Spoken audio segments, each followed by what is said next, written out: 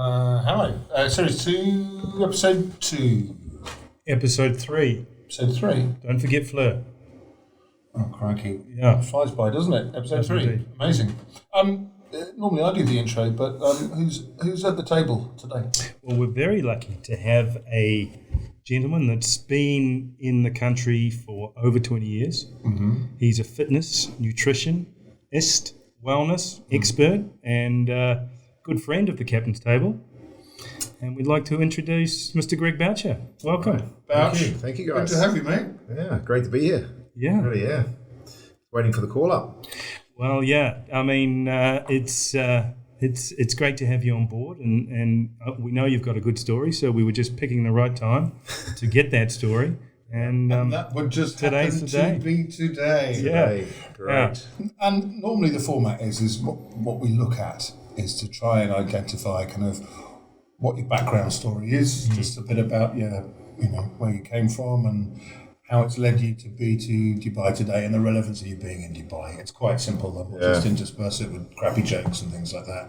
Not as the case may be, but that's pretty much it. So we'll get you to lead the way and just give us a potted history of where we're from in New Zealand and what makes you tick, and we'll take it from there. Okay. Well, Bell Block. Not many people know Bell Block. Bell Block in the Taranaki. Just a little small town outside of New Plymouth. So that's where I was born and bred, and brought up on a farm. So really, a lot goes back to my parents there on the upbringing of a kid on the farm, and just loving the outdoor life, and doing everything from racing motorbikes to push bikes. When the motorbikes got too expensive, we had to switch over to push bikes, and going to school in bare feet, and having to wait for the bus in the countryside, and standing in cow dung, basically cow shit. Yep. You could say, just to keep the feet warm on your way to school. So Sounds like a pretty normal New Zealand upbringing. Then. Sounds like a foot rock flats, type thing. maybe, That's probably a true story there. For farming community upbringing, certainly. Yeah. So started there, and then my parents decided to move to Auckland, and as they were moving to Auckland, I was moving to university. So it was actually quite a good timing that after university I moved onto Auckland to be with them and take up my sports and to continue sort of growing from there, you could say. So if we talk about the sports, I mean, are you the typical 4x4 rugby player? Or I know that you have other sports, but maybe you could just tell us about how you got into the other sports and what it was like in New Zealand at the time. Yeah, well, New Zealand, you get the best thing about it, which I always try and tell my kids now, is that we were so lucky because we get to try everything, and my parents were always like, hey, this week we're going to do this season we're playing this, and we played everything. In the summer it was tennis, it was softball, and a bit of cricket for the school. So, and then in the winter came around, you were playing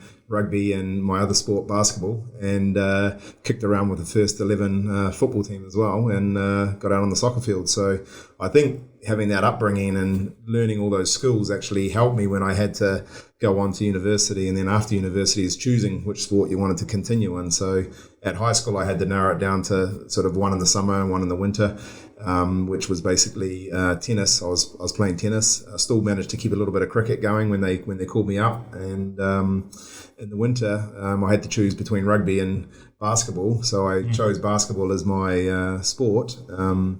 This white man could jump at the time and was pretty quick on the basketball court. So did you feel a little bit ostracised by the community, having kind of, he didn't turn you back on rugby because I know you love it, but kind of the social obligation, you would have thought kind of like, well, you're not playing rugby this winter? Or? Yeah, well, it was tough around your mates and that, but I always got called in for a game here and there. There was always someone injured, so you always ended up actually playing. But to be actually saying that was your main sport going forward, I unfortunately had to make a decision. And at the same time, the high school I went to, Spotswood College, they had a very good volleyball team. They were one of the best volleyball teams in the country. So even though I didn't train with the volleyball team, I still went away to the tournaments to basically play and represent the college. So But in the end, went to university, and basically at university it had to be basketball. So you went to Otago?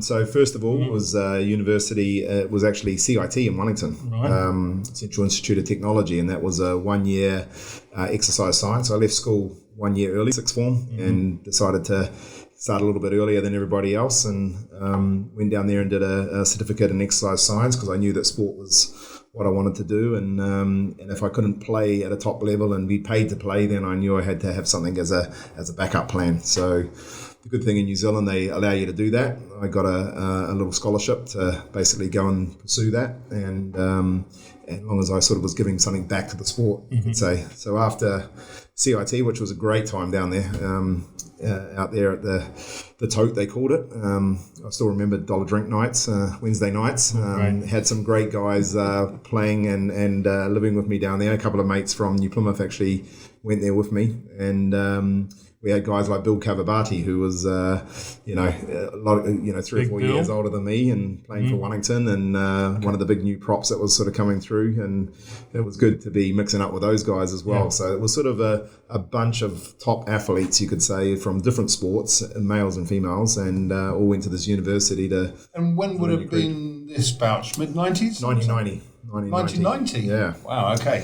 So 1990, and then at the end of that, I just loved it so much, and we ended up going back to Auckland and pursuing my basketball and playing in the second division to start with for Auckland, and went on to play first division basketball in Auckland, and managed to play with the North Harbour team, and did a stint with the Waikato Warriors at the time, and at the same time, unfortunately, I had to continue to do my certification, and I ended up going on to specialise a little bit further into sports science, and went to Otago University, and I was flying in and out of Otago University and trying to do it extracurricularly, but at the same time hold down a job and play first division basketball, which was 3 days a week training, games every weekend, which was for half of the year. She had pretty much a full dance card. And at the same time doing a full diploma in sports studies, which had business management, it had sports studies, and that was for another 3 years. So in all, it was a 4-year certification, and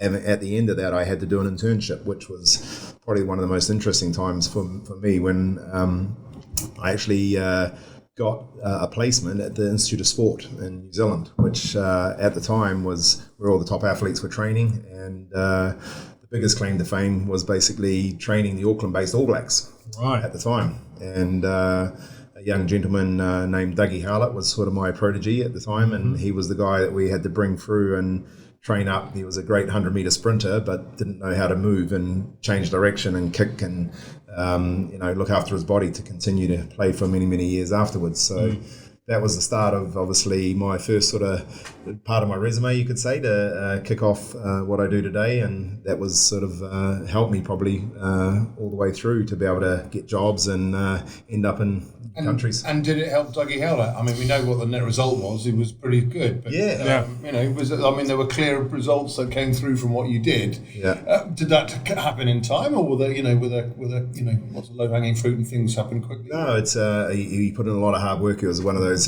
guys that was looking after his body. He was very, very clean the way he ate, and lived at home with his parents and trained as hard as he could and crafted his skill, you could say, to be the player he ended up being. And that's a testament to his hard work, putting in that effort back in those days, because a lot of people were still, steak and eggs for breakfast and, just turning up on to train, and they weren't doing the extra training to look after their bodies and play the way that the game's gone today. It was sort of a transition at that point, wasn't it, from the old Colin Mead sort of way of running up hills and stuff to going to the gym. Yeah. Gym workouts, Gym workouts just weren't known. And, and another guy by the name of Jonah Lomu, we took him for his first weight training session when he was at Wesley College, and just a natural guy in the gym, but had never lifted a weight before the age of, 17, 18. And the kids are doing that now these days at 15, 16, even younger. Yeah, sure. Which is what wasn't heard of in those days. Do you think it's you can be too young to be lifting weights? No. I think there's the different types of weight training, you could say. Right. So it's more about obviously strength lifting and powerlifting, where you're putting your body under enormous stress, and your ligaments and your tendons under enormous stress is not recommended for people that are still growing, because it messes up with your epiphyseal plates, which is where your bones are growing from. So the key thing for those, what we say to those kids, is really get strong. Yep.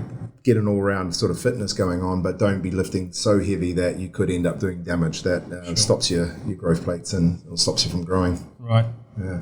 So Institute of Sport, then what's the we're about? What year are we about now?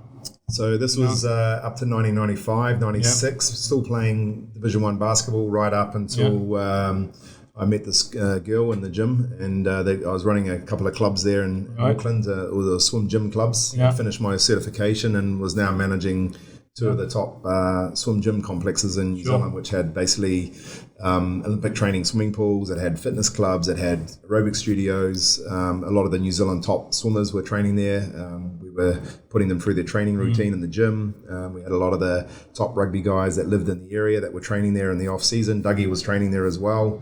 And basically, I met this girl who's now my wife, Rania. Young Rania at the time. So she, we were dating, and I was playing basketball, and basically she got an offer at the time to go for an interview in Auckland, and this is in 1998, and they invited 300 people to go along to this interview, and they picked people that were multilingual and were models at the time, and she was doing a little bit of that on the side in New Zealand, and she rocked up. It was Emirates recruiting for Dubai, and they ended up picking 3 candidates from that interview, and she was one of them, and she said, I really want to do this, and it's a way for me to see the world. It's a way that I can elope from my mum and dad and get a little bit more serious if you're interested in doing this long distance thing, and I'm going to head over there. Right. I was like, okay.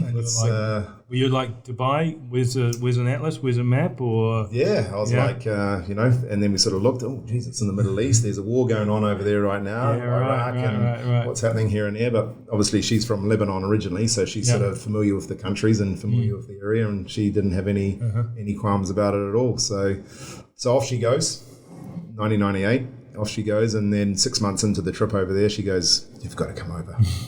It's amazing. I said, "Look, I can't come over now. I'm in the middle of my season. At the end of the season, I'll come over and have a bit of a holiday, eh?" And I jacked up a little trip around the world and stopped in Dubai to see her. And while I was here for I think 2.5 weeks, and sort of rolled up. And what were your impressions of the place when you first pitched up here?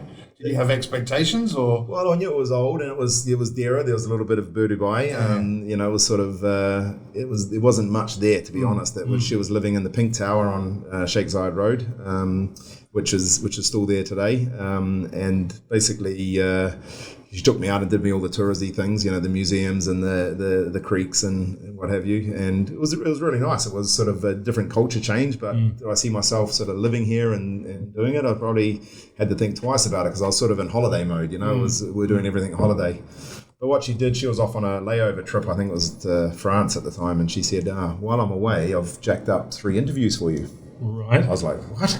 She goes, I've been putting your CV out to all these places to see if there's a chance that you could come over here. I was like, oh, okay. So let's go. So I rocked up to the 3 interviews, and one of the interviews basically said, look, we really like you, and here's an offer.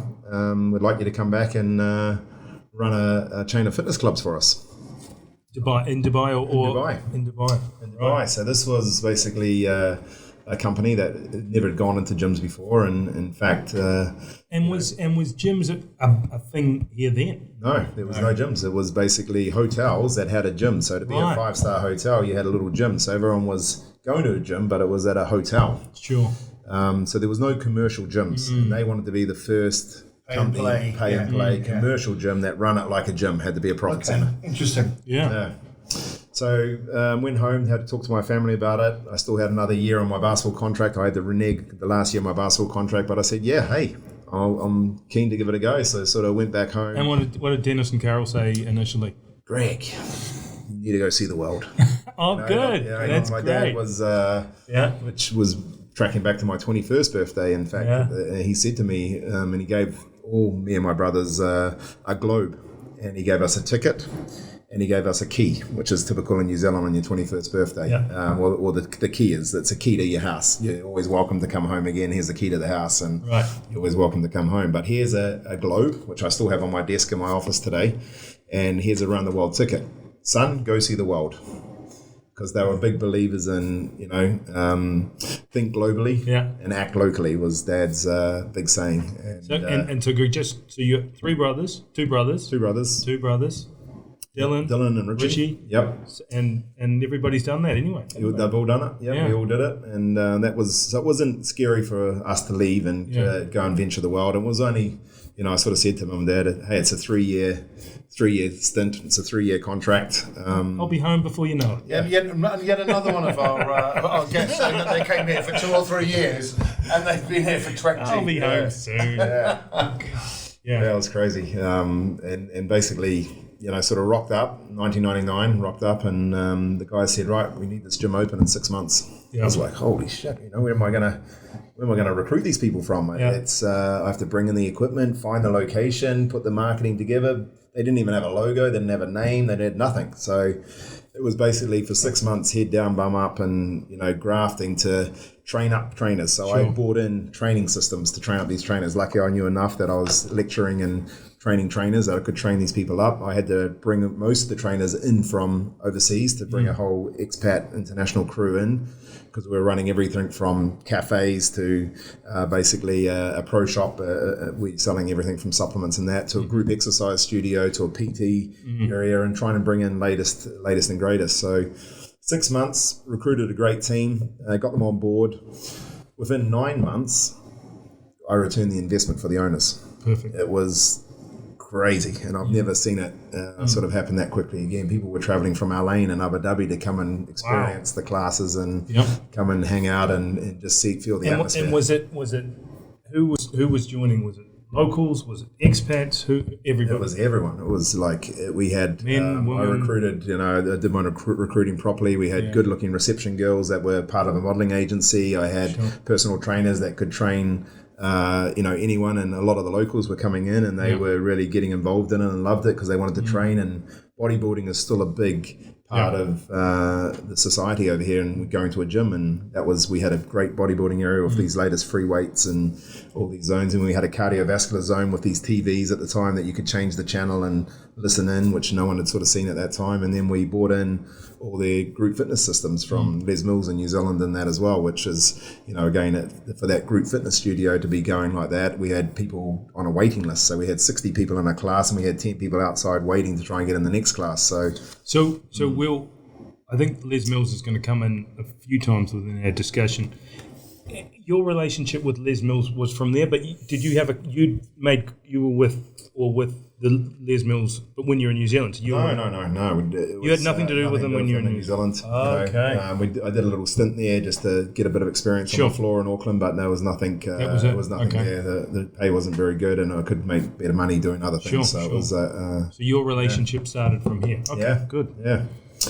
So no, that was the sort of that was the start of, you could say, my era with the guys there, and a huge success. I mean, did you manage to maintain the momentum? And that must have been quite difficult to keep that going. Not in terms of carrying on with the business, but in terms of mentally and thinking, well, what's the next challenge, or what am I going to do? Yeah, well, that was the stepping stone, right? So they wanted to open the second one, so we got the second one open. I recruited a manager to come in and manage the club, so I could then look at the business development side of the other side of the business. So they also had an import-export business where they were importing nutrition products and fitness equipment at the time, and the equipment that we were using in the club was their brands that they didn't brought in. So they said, look, Greg, we love what you've done in the gyms, but we want you to look after the big baby now, which is the distribution business. And so I basically jumped across there for the last year and a half, and basically started running the retail stores. So we rebranded the retail stores, and then we changed the distribution business, and basically started bringing in more brands and actually distributing to the wider community in terms of GCC countries. So it taught me that business of distribution, you could say.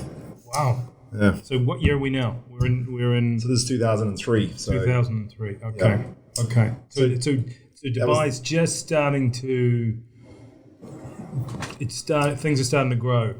Marina's starting pumping. Marina yeah. wasn't there yet. No, that wasn't there yet. Sheikh Zayed Road was pumping. The springs, the meadows were starting being built. Just coming big up. plans. Okay. Yeah. So that was the start of our obviously first dibs into buying property over here. We got an off plan with the Springs property, and that was a good venture as well to get an off plan there and get our first property, which was a good success. And living in your own house and having your own back garden and that sort of thing was a bit of a hit with the parties and people like you to come over for a barbie. Well, it makes you a firm fixture if you buy, doesn't it? Yeah. I mean, you feel as though your roots are really kind of being put in deep with when you purchase a place. And that's a huge difference as well. Yeah, it was just, we knew that we were, there was something else after that because we'd sort of been getting headhunted by people left, right and centre, to come and do other facilities. And that was obviously the birth of MeFitPro at the time. So at that stage, at that 2003, you said, okay, I want to do this myself. Yeah. Okay. And that's when the contract finished with the guys. Yep. I got paid out of my shareholding in terms of what was on the contract, because the contract was just a great contract. And in fact, the best thing about the contract was my 3 jobs in New Zealand basically were the same as the one contract that I got over here, plus the trip home and all the perks at the time with that. And Rania decided to pack up and leave Emirates at the time. Because at the same time she fell pregnant and we had a baby. Kiana was born in 2001. So that sort of happened fairly quickly, 2 years into the stint of it. And that sort of allowed us to sort of say, you know what, if we're going to stay around here, let's set up our own business and company and help everyone in the industry rather than actually just be focused on one gym, So that was the kickoff. So MeFitPro came, and the initial strategy of MeFitPro was? We were going to distribute the Les Mills products. That was Rania's baby at the time, and she wanted to distribute the Les Mills systems around other clubs and be a trainer for them and being able to open up more facilities or work with other clubs that were running that wanted to run the Les Mills system within the clubs. And of course, in the meantime, you obviously starting off the trend with private pay and pay gyms. They were popping up all over the place. More and more were popping up, and obviously we were pitching not just the equipment to them. We were also pitching the group fitness systems to them, and one of the other big things we did was train the trainers. So we brought in the personal training certifications, and I was lecturing, training the trainers at the time and giving them certifications, so we could also recruit locally and rather than having to bring everyone in all the time. So that was always a big thing of ours, is to train them up to the level that we wanted them to. Absolutely. Yeah. And so that just increased through 2003, 2004 to the size of... Just kept growing. So one brand, I got into the nutrition side of the business where we bought nutrition brands in, and one brand grew to 2 brands, and then those companies sort of put earmarks out there and say, we really like what you're doing. Are you interested in opening up and bringing in more brands? So it sort of started accumulating to what it is today, where we have around about 42 brands in the business, and obviously certification side of the business, so 5 different channels in the company. And it increased to a level that just before pandemic, you were able to go online as well.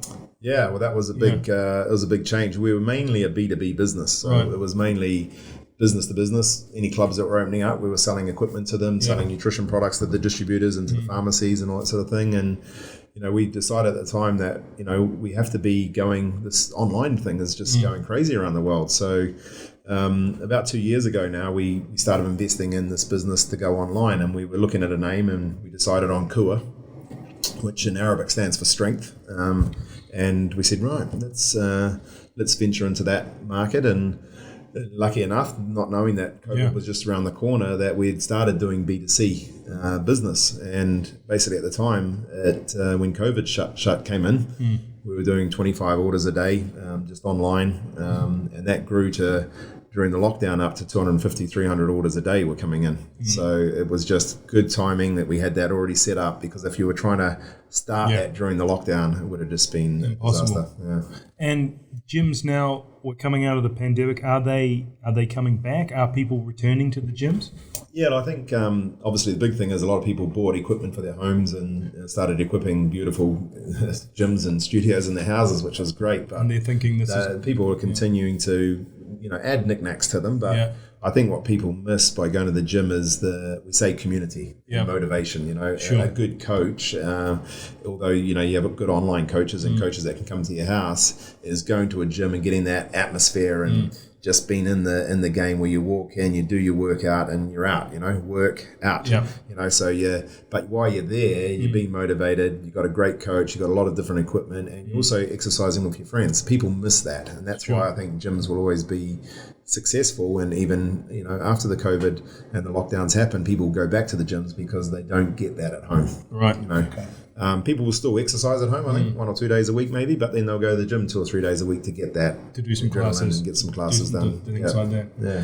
And I mean, as Dubai's grown, it seems to be, and the gymnasiums have grown with it, and there seems to be a lot. Is there too many in this town at the moment? That's a good question, Alan. Thank you very much. Yeah. For practicing that one. Yeah. Look, there's not really, to be honest, because there's a massive growth opportunity. Right now, there's only 5.5% of the population go to a gym. Right. If you compare that to the global numbers, and if you compare that to developed countries like New Zealand, Australia, Scandinavia, the US, they're between 17 and 25% of the population go to a gym. So all I say to the competitors out there and say to the guys that are competing head to head with opening gyms is saying, hey guys, all we need to do is lift the participation rate by 1 or 2%. Yeah, right. Kuwait, which is a mecca of fitness now with a lot of gyms, they're at 8.5. Wow. Even if UAE got from 5.5 to 8.5, That's so interesting. it needs another 1,000 clubs, you could say, in the market. So right now there's only around 600 odd clubs, And sadly, quite a few of them will have fallen by the wayside, I guess. unfortunately, yeah. So some of them have struggled. The ones that were, the ones that struggle the most are probably more the boutique ones where they were limited with numbers. They rely on class numbers to go, but the big boys are still there. They're chomping through on it to get them through. It's obviously limited with the number of people going in, but at the same time, people are coming back now. And all we need to do is get more people exercising. Sure. With the obesity rates, the diabetes issues over here in the country, exercise is a key part of that. And nutrition. Yeah. Yeah. Yeah. Yeah.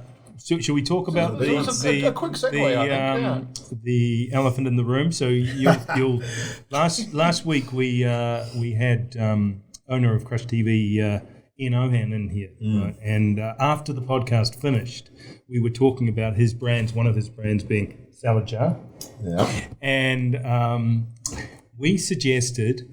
I think we suggested. You suggested. I suggested. And I felt a bit guilty jumping off the back. We love Salad Jar, and if we tried Salad Jar for a year. Now he was so excited he jumped on board too. So between the three of us and Ted, we're now eating Salad Jar for a month. 3 of those a month, which each are 500 calories. As a nutritionist, tell us: are we making a mistake? Is this good? Is this bad? What is good? Let's see what's in it first. But obviously, the key thing about it is, and probably the main thing that the main thing that you have to think about, and for everyone these days, is go back to the basics. At the end of the day, is calories in versus calories out. So.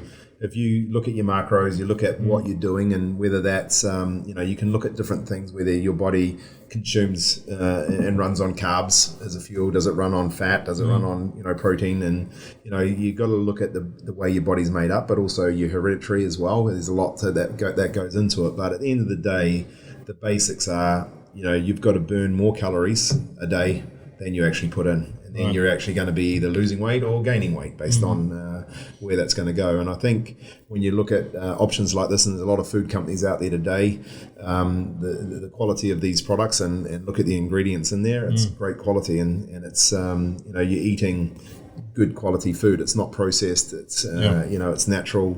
You can't really go wrong, to be honest. And if you're able to count those macros correctly. And then you also, with the fancy watches we all wear today, you guys wear the same one. How's your Garmin? Garmin's good?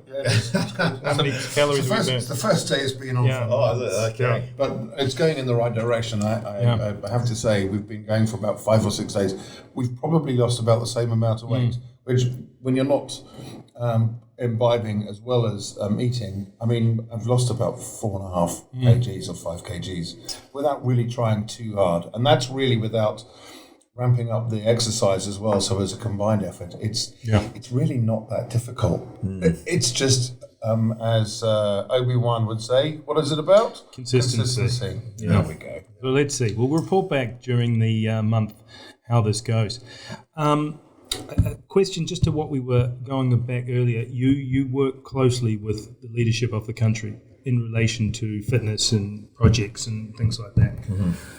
What are they, I know they're very much involved in improving wellness, etc., for the country. What are they saying? Where do they want to see Dubai going to?